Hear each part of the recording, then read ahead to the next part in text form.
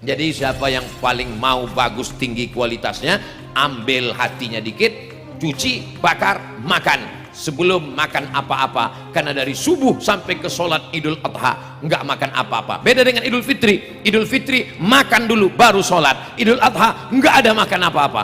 Betul Pak Ustadz, saya setiap tahun begitu Idul Adha, dari subuh sampai ke sholat nggak ada makan apa-apa. Kata istrinya dari belakang, memang nggak makan tapi 3 batang. Jadi amal yang paling bagus pada tanggal 10 bukan puasa, karena itu hari makan-makan. Tapi amal yang paling bagus adalah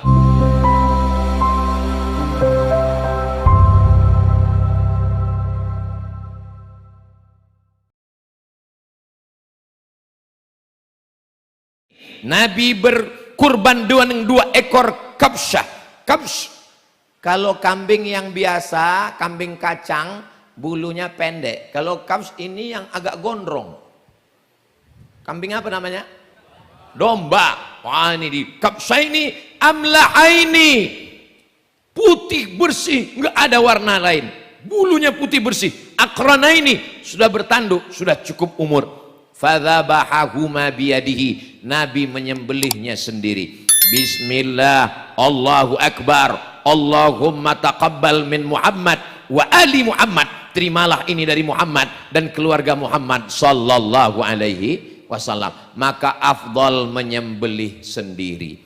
Jadi bapak-bapak yang bisa menyembelih sendiri silakan. Tapi kalau tidak tahu ilmunya jangan. Di beberapa tempat dia pede aja potong rupanya nggak tahu uratnya berapa yang putus. Yang putus urat makan, urat napas belum putus. Begitu talinya dibuka, sapinya berdiri. Dipanggil Ustadz Ruqyah, Allahu la ilaha illallahul hayyul qayyum. Mana ada jin masuk ke sapi?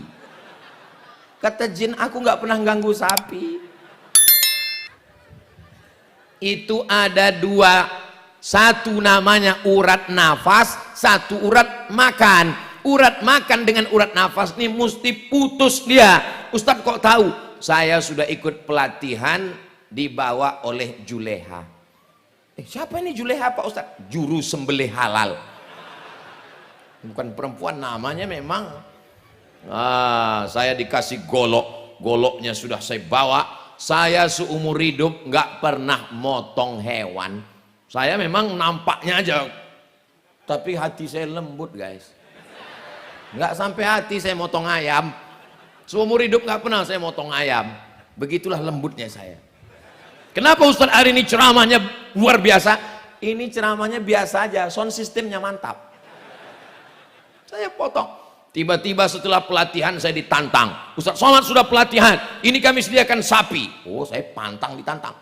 Langsung saya potong. Setelah itu sedihnya saya melihat sapi itu. Tapi setelah dimasak tak sampai hati saya membiarkannya. Allahumma barik lana fima razaqtana wa qina azabannar. Yummy. Ya. Ustadz Somad, boleh kami makan daging kurban ini? Bukan boleh, malah diperintahkan. Fakulu minha, makanlah daging hewan kurbanmu itu. Diperintahkan, tapi perintahnya bukan wajib, perintahnya sunat. Maka yang paling bagus adalah ambil hati hewan kurban, potong dikit, cuci. Ini sekarang banyak orang potong langsung bakar. Kamu makan najis, karena darah itu haram hukumnya, nggak boleh makan darah. Cuci bersih, kasih jeruk, kasih garam, bakar, makan hatinya. Littabarruk, untuk ngambil barokah. Dagingnya wa at'imul ba'isal faqir, dagingnya bagikan semua ke fakir miskin. Itu yang paling afdol. Siap? Saya nggak siap. Masa nggak dapat daging?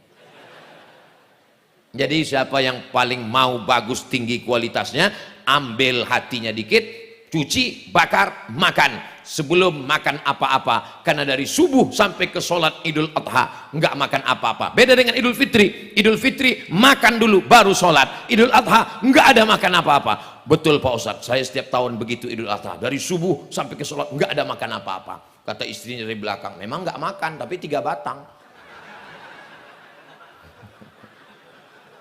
Maksudnya nggak ada makan apapun. Lalu kemudian dagingnya paling bagus bagikan. Oh, saya mau mengamalkan ini yang Pak Ustadz, saya nggak mau dagingnya. Wah, datang anak-anak muda panitia nyerahkan kurban. Assalamualaikum Pak Haji. Waalaikumsalam. ini ada 2 kupon untuk Pak Haji, 1 kupon sebagai peserta kurban, 1 kupon sebagai warga masyarakat. Saya nggak mau kupon. Serius nih Pak, dagingnya aja kirim. Bapak Ibu yang dimuliakan Allah Subhanahu wa taala, pembagiannya yang dilakukan Nabi sallallahu alaihi wasallam, sepertiga untuk ahli bait, keluarga di rumah, sepertiga jiran, tetangga, kawan, sahabat, kerabat, sepertiga untuk fakir dan miskin. Tapi jangan gara-gara tausiah ini nanti Idul Adha semuanya minta sepertiga. Ini gara-gara ngundang Ustaz Somad ini. Artinya yang selama ini kita terima 1 bungkus 2 kilo, 1 bungkus sebagai peserta kurban, 1 bungkus sebagai warga masyarakat, itu tidak sampai sepertiga, dan itu pula di bawah sepertiga, tidak lebih sepertiga. Maka yang kita makan itu adalah halal. Katanya Pak Ustadz ada kurban yang nggak boleh dimakan. Ada. Kurban apa? Sapi yang dari Kuningan itu nggak bisa dimakan.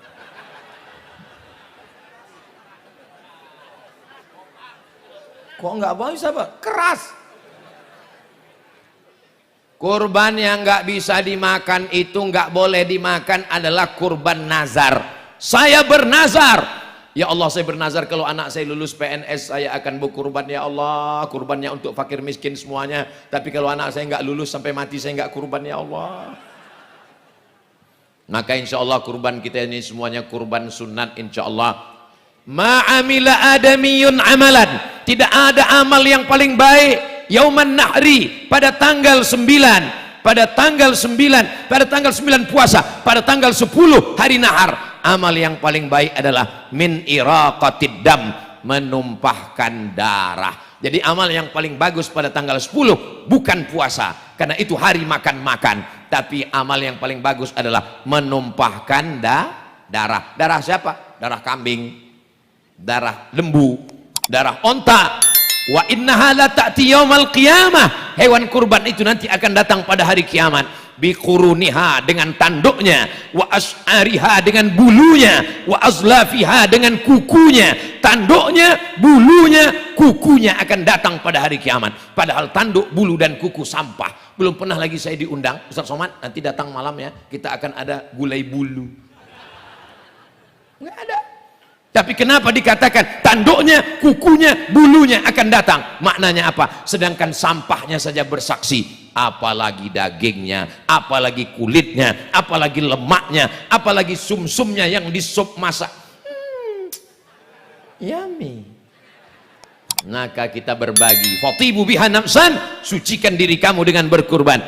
Wa inna dama la yaqa'u minallah bimakan qabla an yaqa'a minal ardi. Ketika disembelih itu sapi, turun darahnya menetes ke tanah.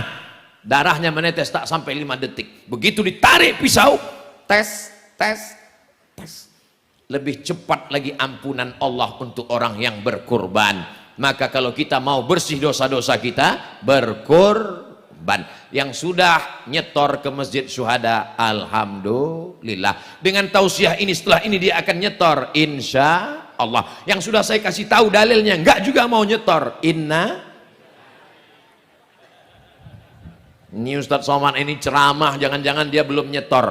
Saya sudah nyetor ke masjid. Berapa Pak Ustadz? Rahasia antara kami dan pengurus. Bapak Ibu yang dimuliakan Allah Subhanahu wa taala, inilah ibadah yang luar biasa. Enggak bisa tanggal 10, tanggal 11. Enggak bisa tanggal 11, tanggal 12. Enggak bisa tanggal 12, tanggal 13. Sampai tenggelam matahari tanggal 13, maka itu adalah hari-hari berkurban. Hari nahar tanggal 10, 11, 12, 13 hari tasyrik. Haram hukumnya makan, haram hukumnya puasa, karena itu adalah hari makan ramai semuanya. Tapi jangan sampai salah makan. Habis motong sapi, datang seseorang bawa pisau, potong daging ini, potong daging ini, potong daging ini, cincang-cincang, kasih bumbu, masak, makan. Pas ditanya, ini daging siapa? Enggak tahu. Ini daging belum dibagi. Kenapa kamu makan? Padahal belum dibagi. Saya panitianya Pak Ustadz, kalau saya nggak makan daging ini, makan lontong nggak ada tenaga. Bagaimana cara menghalalkannya? Kita minta kepada bapak-bapak pemilik sapi nomor 1, Bapak Fulan, Bapak Fulan, Bapak Fulan, 7 orang. Kami minta ya Pak, 5 kilo mau kami masak pagi ini jatah Bapak. Yang 6 orang setuju, ada yang 1 yang kurang setuju. Menurut saya, angkatlah pisau itu. Kasih ya Pak ya. Iya. Jangan mentang-mentang kita panitia pengurus masjid, enak aja kita ambil semua.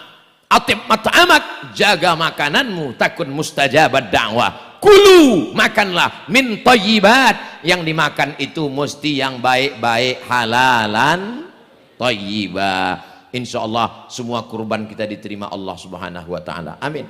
Jangan lupa subscribe, like, and share.